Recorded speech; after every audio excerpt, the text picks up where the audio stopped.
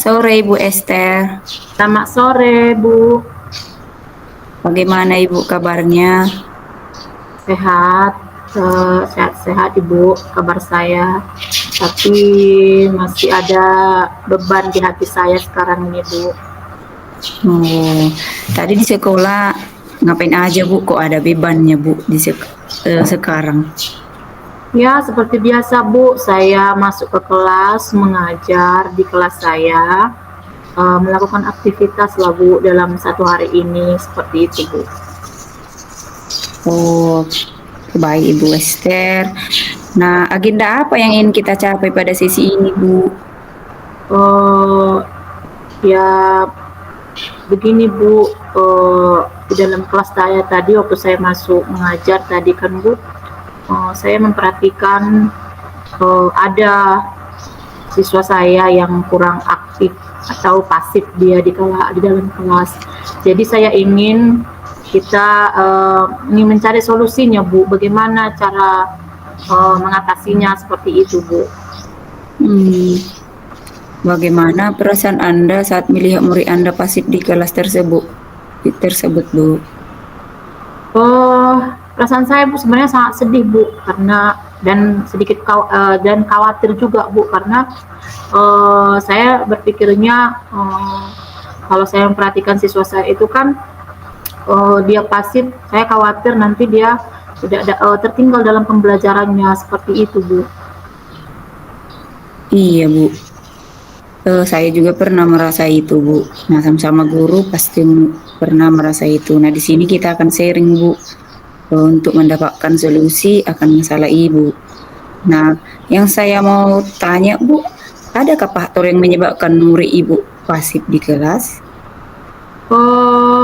Kalau saya perhatikan, Bu, ada beberapa faktor yang membuat anak saya itu pasif dia, Bu, atau tidak aktif dalam proses pembelajaran sepertinya di dalam kelas, seperti itu kan, Bu.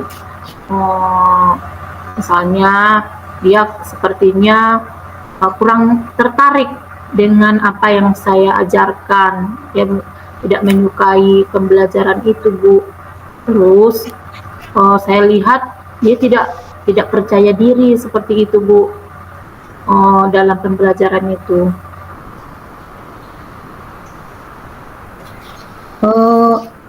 Faktornya tadi hanya tidak mau melibatkan gitu Bu?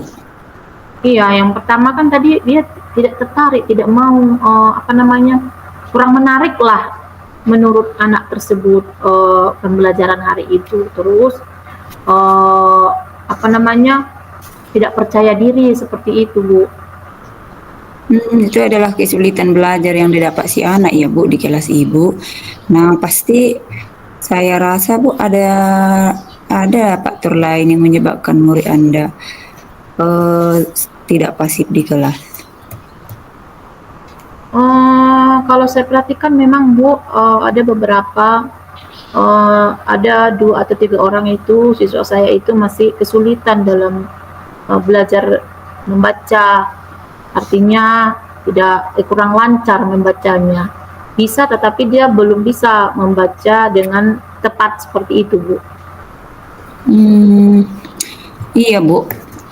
Jadi saya biasa menemukan seperti ini, pasti ada juga faktor yang menyebabkan murid Ibu itu kenapa belum bisa membaca lancar Ibu.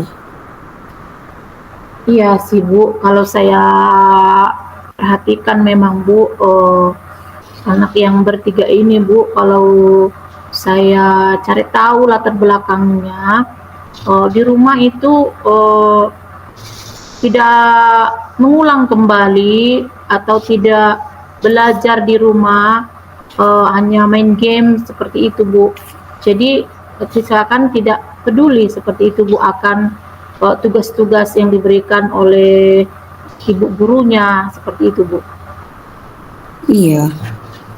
Kondisi belajar murid anak di rumah kira-kira bagaimana Bu? Kalau menurut yang saya cari tahu informasinya, Bu, dari orang tua, bahwasanya si anak ini tidak suka membaca. Terus dia memang lebih sering menghabiskan waktunya ini bermain, seperti itu, Bu. Itu Apa mau Ibu main. sudah koordinasi Oh, dengan orang saya tuanya, Bu? itulah Bu, saya sudah cari tahu informasi dari orang tuanya bahwasanya anak tersebut lebih banyak menghabiskan waktunya untuk bermain di luar, bisa juga anak itu bermain game kan sekarang kan Bu, seperti kita tahu kan eh, Iya. adanya gadget-gadget sekarang ini kan, otomatis di rumah pasti sudah ada gadget di rumahnya seperti itu kan, pasti adalah satu atau dua di rumah handphone.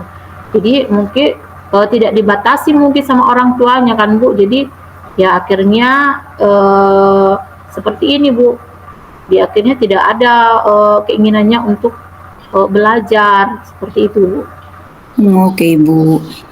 Dari masalah murid Ibu tadi, kondisi belajar di rumah sudah Ibu tahu. Nah, apa yang dapat Ibu lakukan untuk membantu murid Ibu menjadi lebih aktif di kelas? Ya, yang pertama yang saya lakukan supaya anak itu lebih aktif di kelas, yang akan saya lakukan, saya rencananya akan memberikan penguatan positif kepada anak itu, Bu, kepada murid yang tidak aktif di kelas dalam proses pembelajaran. Uh, Terus saya juga akan mengajak murid untuk dapat mengajak murid untuk mengerjakan pekerjaan-pekerjaan atau tugas kelompok yang sudah saya berikan seperti itu Bu. Dan kemudian saya berencana juga kan Bu, saya juga harus memperbaiki diri saya juga kan Bu. Saya akan memberikan materi itu semenarik mungkin seperti itu Bu. Misalnya pada proses pembelajaran ya menyediakan media-media pembelajaran yang membuat dia tertarik seperti itu Bu. Dari masalah Ibu tadi, si murid tidak aktif di kelas itu dikarenakan ada tadi yang tidak membaca lancar, Bu. Jadi, apa yang dapat Ibu lakukan untuk membantu murid Anda supaya membaca lancar, Bu? Iya Bu, itu memang sangat-sangat urgent atau sangat-sangat penting sekali sebenarnya Bu. Apalagi di zaman sekarang ini kan Bu, kalau anak tidak tahu membaca, bagaimana dia bisa memahami pembelajarannya kan, kalau tidak bisa membaca. Jadi kan Bu, rencana saya akan memberikan latihan khusus secara rutin kepada murid saya ini yang bertiga ini Bu.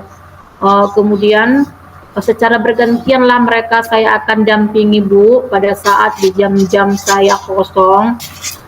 Dan kalau misalnya saya masuk ke dalam kelas, saya punya les atau jam pelajaran, saya akan meminta bantuan guru yang memang sedang tidak masuk, tidak ada les jam pelajarannya, untuk membimbing dia supaya anak itu lebih rutin dilatih di sekolah ini, karena apapun ceritanya kan Bu, apalagi ada anak ini kan Bu, diajarin di sekolah sampai di rumah tidak diajari, besoknya dia lupa seperti itu Bu. Jadi harus konsisten sebenarnya Bu untuk melatih anak-anak ini Bu untuk dapat membaca lebih lancar lagi Bu. Iya, sangat bagus ya Ibu. Tadi Ibu memberikan latihan membaca secara rutin kepada murid, bukan juga di sekolah tetapi di rumah. Nah, bagaimana Ibu dapat berkoordinasi dengan orang tua murid? Saya rencananya akan berkoordinasi dengan orang tua murid. Pertama yang saya lakukan itu Bu, saya akan membuat jadwalnya kepada orang tua murid. Misalnya contoh seperti ini Bu, kan sekarang kan zaman sudah canggih kan Bu, ada WA group seperti itu kan Bu. Terkadang kan kita kan nggak mungkin juga 24 jam di rumah dia kan, artinya harus ada, kita juga punya waktu yang perlu harus kita lakukan. Nah jadi saya berencana kan Bu memantau anak tersebut melalui WA group seperti itu Bu. Jadi saya akan meminta orang tuanya memvideokan atau mendokumentasikan anaknya pada saat berlatih membaca seperti itu Bu. Jadi akhirnya kan kadang-kadang anak ini mau bohong kan Bu, ya supaya tidak terjadi hal-hal seperti itu, makanya perlu dokumentasi, Bu. Nah, hanya 1 sampai 20 menit pun itu sudah bisa, Bu, untuk dilatih di rumah seperti itu, Bu. Iya Bu, sangat bagus ya Bu. Dan yang bagaimana itu Bu rencana Anda untuk membantu murid Anda Bu? Rencana saya ke depannya, Bu, saya akan memulai memberikan penguatan positif kepada anak itu atau murid tersebut. Kemudian memberikan saat saya memberikan penguatan itu, saya berharap partisipasinya di dalam proses pembelajaran seperti itu, Bu. Kemudian saya juga akan memberikan latihan-latihan secara rutin, kontinu kepada murid saya, dan setelah itu membuat jadwal kepada orang tua untuk melakukan pertemuan kepada orang tua, membahas tentang bagaimana perkembangan anaknya ini untuk lebih bisa belajar membaca seperti itu, Bu. Iya, rencana yang bagus ya Ibu Esther. Nah, untuk rencana-rencana yang bagus yang Ibu buat itu, kapan Ibu akan mulai melaksanakan rencana tersebut?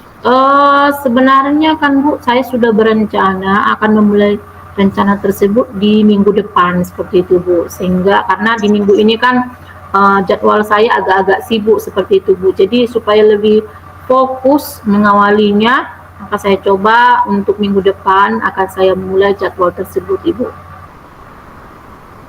Iya, memulai rencana tersibuk minggu depan ya Ibu. Iya, Ibu, setelah melaksanakan rencana tersebut, bagaimana nanti Ibu akan mengukur keberhasilan rencana tersebut?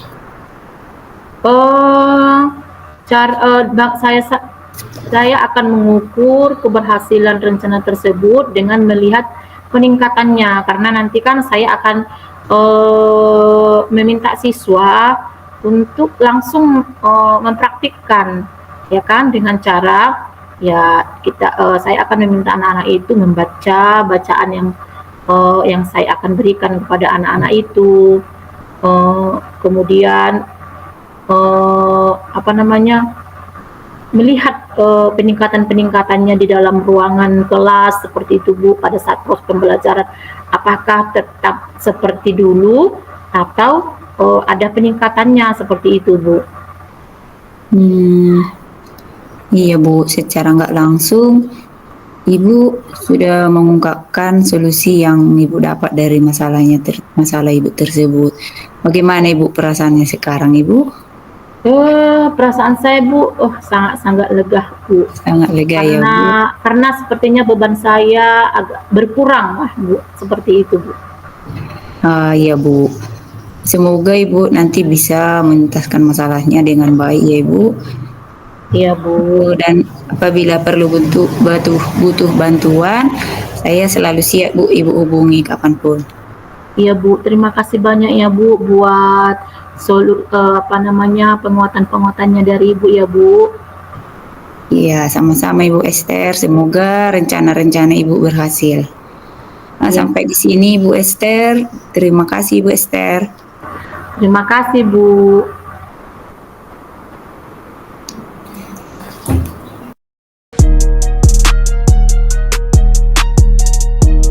Selamat siang Ibu Anita, bagaimana kabarnya? Selamat siang Ibu Esther, kabar baik Ibu Esther. Semangatkah Ibu? Kelihatannya bersemangat sekali ya Bu. Selalu bersemangat Ibu. Oh, selalu, syukurlah ya Bu ya. Ibu kita semua sehat-sehat ya Bu. Iya Bu, saya memang selalu semangat Ibu, dan puji Tuhan sehat. Tetapi ada sedikit mengganjal di pikiran saya Bu. Kenapa Bu? Bagaimana perasaan Ibu rupanya sekarang ini? Sejujurnya saya sedikit tegang sih Bu. Oh, tegang ya Bu? Ada beberapa tantangan di pekerjaan membuat saya mencari solusi yang lebih efektif Bu. Oh iya Bu, ya Bu. Oke lah Bu, menurut ada hal khusus apa yang ingin Ibu sampaikan dan yang ingin Ibu fokuskan dalam pertemuan kita ini, Bu? Ada Ibu, mungkin yang saya fokuskan nanti di akhir sesi saja Bu, saya fokuskan Ibu. Oh, baiklah, Bu.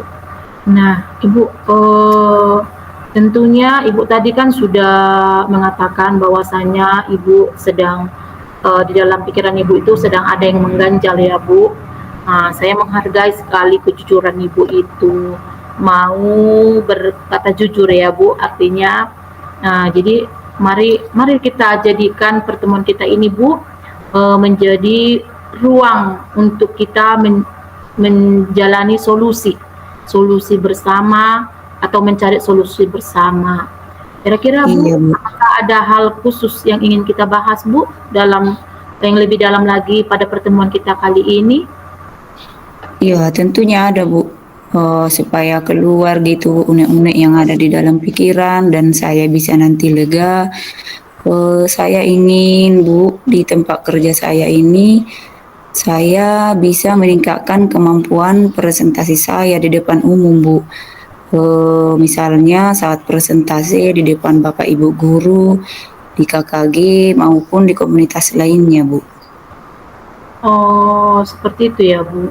Jadi arti dari atau tujuan dari akhir pertemuan yang ingin Ibu capai ini kira-kira seperti apa Bu?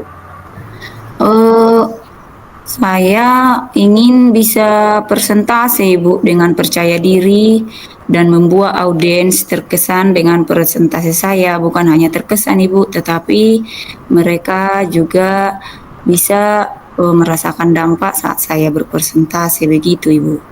Wah, bagus sekali ya Bu. Yang keinginan Ibu itu jarang-jarang loh ada orang yang ingin istilahnya membuat sebuah presentasi itu agar terkesan seperti itu ya Bu ya. Nah, jadi menurut Ibu apa yang menjadi ukuran keberhasilan yang ingin Ibu inginkan dari sesi pertemuan kita ini Bu? Oh iya baik Bu. Tentunya saya ingin bisa presentasi dengan lancar dulu ya Bu di depan Bapak Ibu guru tentunya, apalagi pada kegiatan KKG dan kegiatan lainnya Bu.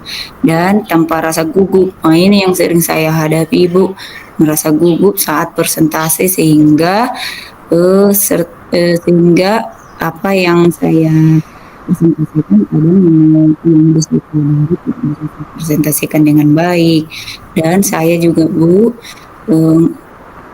supaya bisa mendapatkan feedback positif dari audiens yang mendengarkan saya Bu saat presentasi.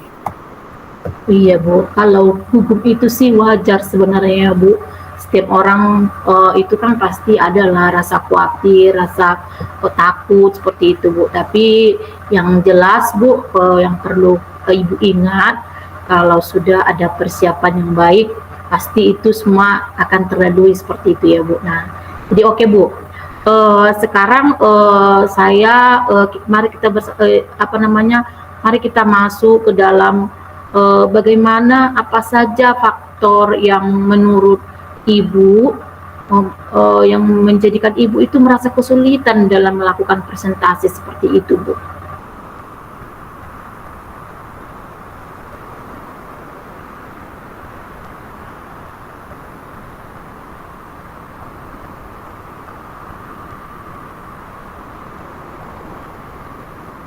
Halo, Bu. Bu Anita.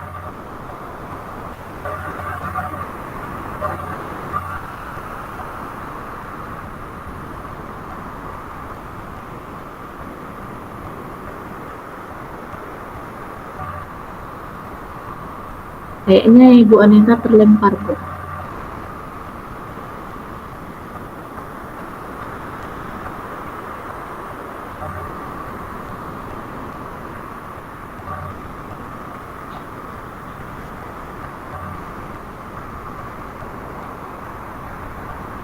Halo, Bu.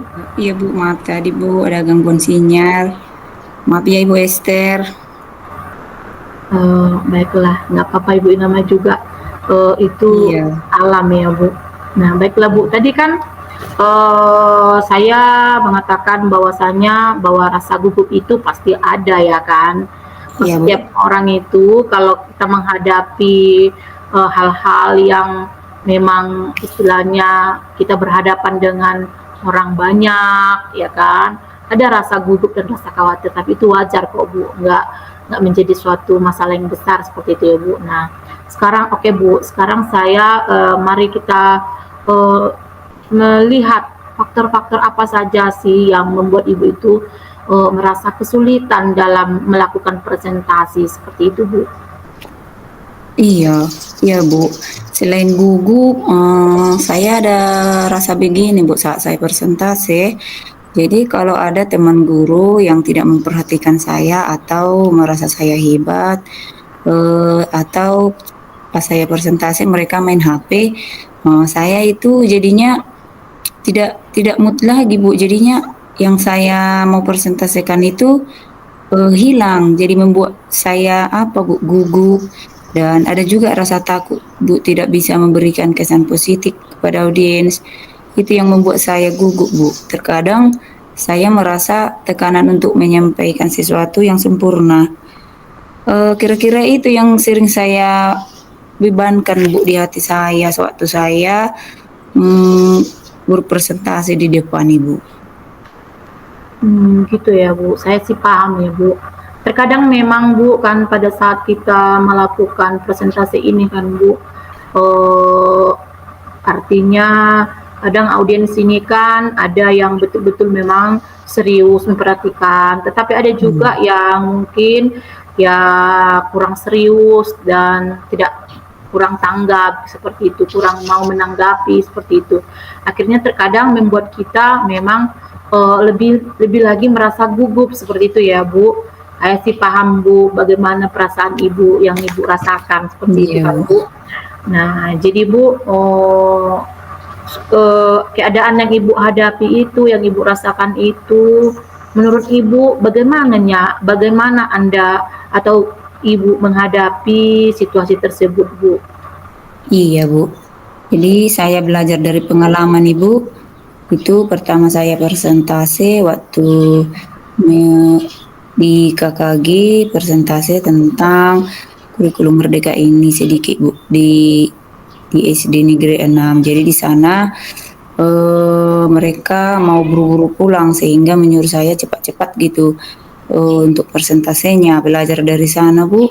Untuk presentasi berikutnya saya sudah mencari mencari membuat penguatan positif dulu kepada mereka supaya mereka mau mendengarkan saya, begitu Bu.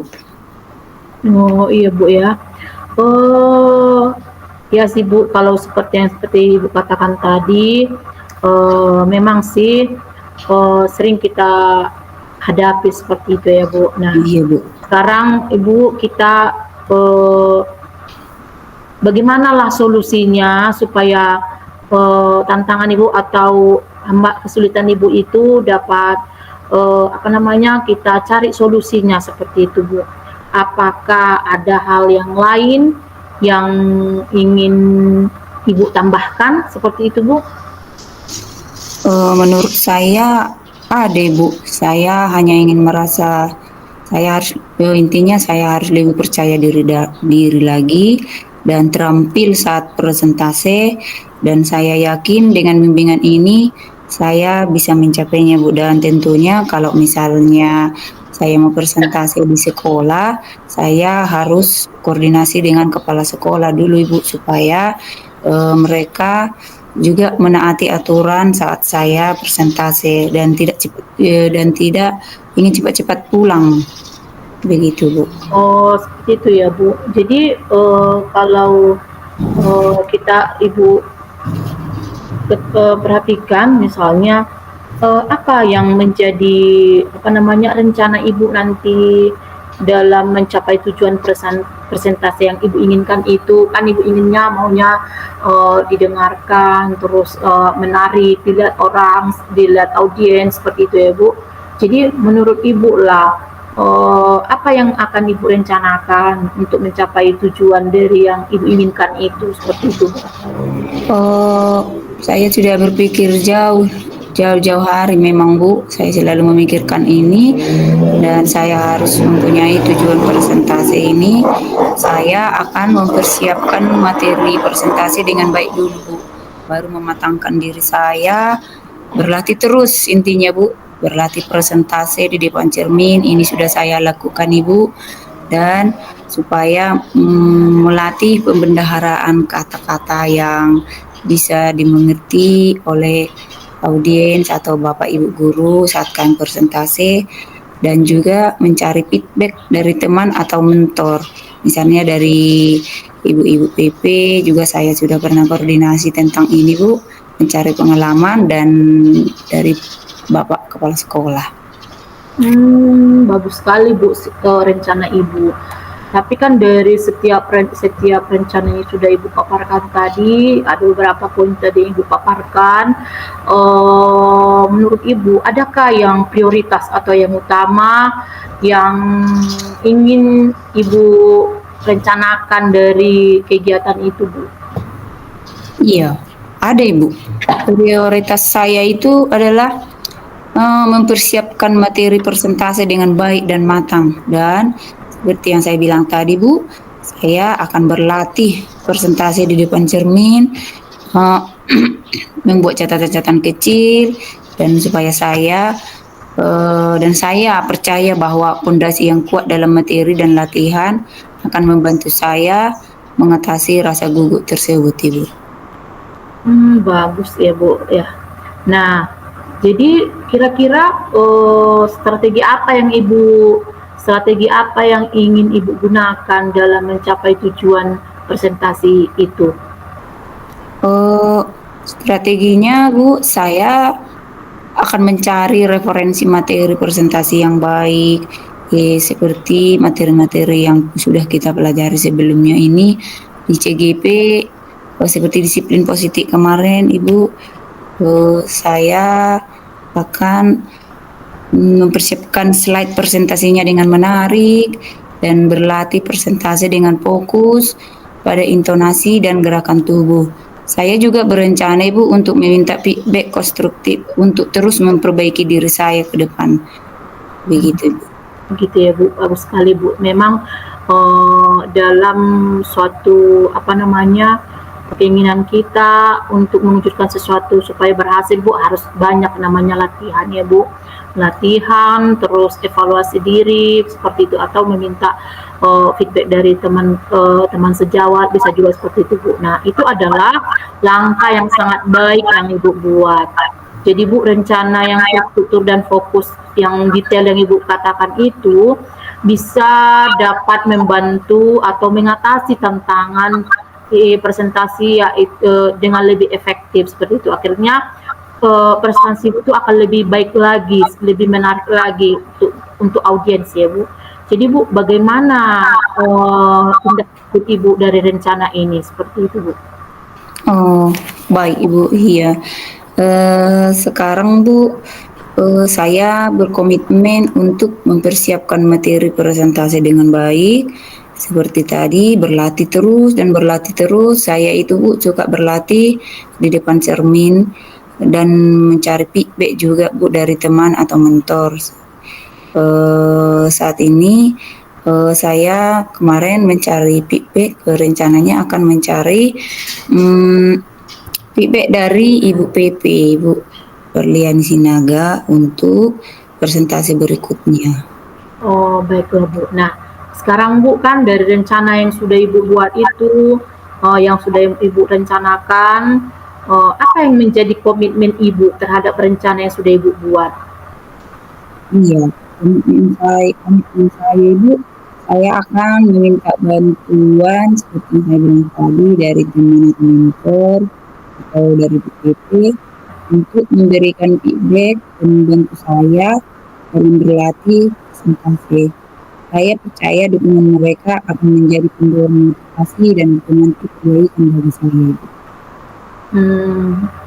Nah, Ibu, sekarang menurut Ibu lah, Artinya kan kita yang melakukan sesuatu tindakan atau supaya terjalin komunikasi yang baik, siapa yang kira-kira yang dapat membantu ibu dalam menjaga komitmen ibu itu, seperti itu. Yang menjaga tentunya saya sendiri harus komit juga ya kan Bu. Saya juga bisa minta tolong kepada rekan guru dan Bapak Kepala Sekolah Bu. Iya Bu. Jadi memang harus seperti itu ya Pak, Ibu. Kolaborasi itu sangat-sangat penting ya Bu. Nah sekarang Bu, tindak lanjutnya nanti setelah dari kegiatan pertemuan kita ini, kira-kira seperti apa Bu? Iya, tindak lanjutnya Bu, saya akan terus berlatih persentase dan mencari feedback dari teman atau mentor untuk terus meningkatkan kemampuan presentasi saya Bu. Kegiatan ini tidak hanya menjadi fokus sementara, tetapi juga sebuah perjalanan berkelanjutan menuju pengembangan diri dalam berkomunikasi efektif Ibu. Iya, iya. Saya sangat setuju sekali ya Bu. Nah, yang terakhir ya Bu, ini kan rencana nih. Kapan kira-kira yang mau Ibu wujudkan ini Bu, rencana Ibu ini? Apakah 1 tahun lagi atau 2 tahun lagi seperti itu Bu? Bukan 2 tahun lagi Bu, bukan 1 tahun lagi. Mulai minggu depan saya sudah buat rencana ini Bu, dan saya fokuskan untuk berpresentasi dengan lebih baik lagi Bu. Oke Bu. Nah sekarang sudah bagaimana perasaannya sekarang Bu? Kira-kira bagaimana perasaannya? Sedikit lega Ibu, dan ketegangan tadi pun sudah lumayan terpecahkan begitu Bu. Iya, Terima kasih Bu Esther atas waktunya. Kelihatan sih Bu dari wajah Ibu ya, berseri-seri seperti itu ya Bu. Semoga nanti dari apa yang sudah kita bicarakan melalui pertemuan ini Bu, membuat Ibu lagi akan lebih percaya diri lagi, dan rencana yang sudah Ibu rencanakan itu betul-betul atau benar-benar Ibu laksanakan dengan baik. Terima kasih ya Bu. Iya Ibu Esther, terima kasih juga untuk Ibu Esther sudah memberikan penguatan-penguatan positif buat saya dan mau mendengarkan keluh kesah saya. Iya, sampai jumpa Ibu. Oke Bu.